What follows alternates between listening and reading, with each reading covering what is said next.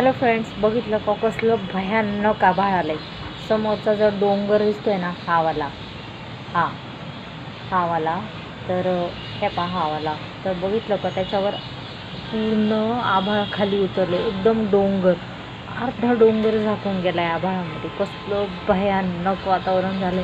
कधी पण असला जोरदार पाऊस येऊ शकतो, काय सांगायचं तुम्हाला मंडळी. असं खतरनाक वातावरण झालं आहे का वातावरण बघूनच भीती वाटायला लागली. अक्षरशः इतकं भयानक वातावरण झालं आहे. काय झालं आहे ह्यावर्षी काय माहिती, भयानक. मे महिन्यात पाऊस, खरं तर मे महिन्यात पाऊस आपण बरंच बोंबलतो आहे, पण मे महिन्यातला हा पाऊस एवढा खतरनाक येतो आहे काय सांगायचं. रोज वारं, वादळ, पाऊस, विजा.